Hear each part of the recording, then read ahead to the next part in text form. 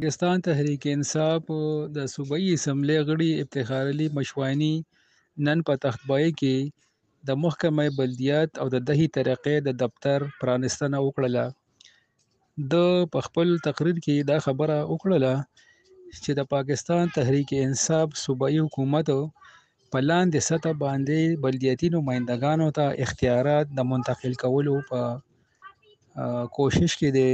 او چې څومره زر کېدی شي نو د صوبې وزیر اعلی علي امین ګنډاپور هغوی ته فنډونه جاري کول هم غواړي. دا د پاکستان تحریک انصاف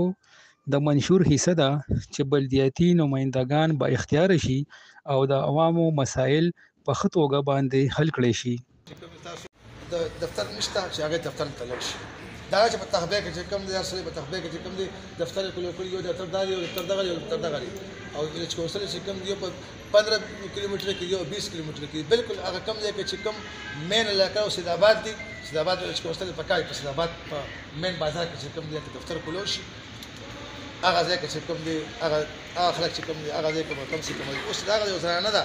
او دا کوپر او د ګیټ کلینا او بونیرو چې ځان راځي تهبه ته کم سے کم په خیال 30 کیلومتر چې کم لار یو سایت نه وخی او 30 کیلومتر لار چې کم بل سایت نه وخی چې په سید آباد کې په یو کیلومتر کې چې کم دی کنه سید آباد چې د اسسټنټ ډایریکټر ولایت شاه خان هم موجود وو.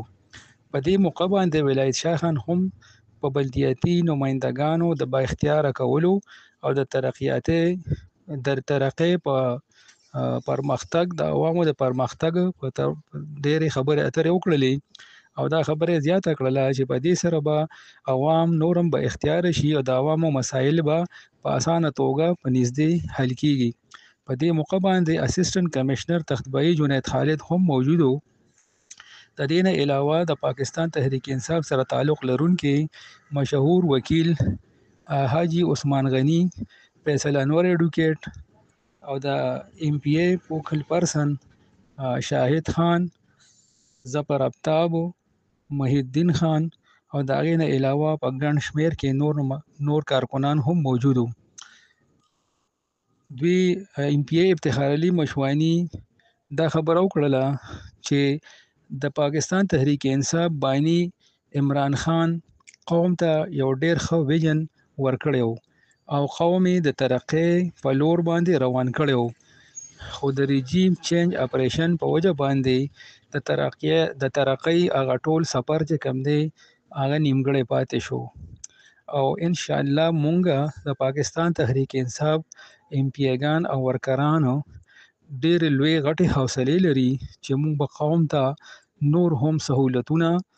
ورکو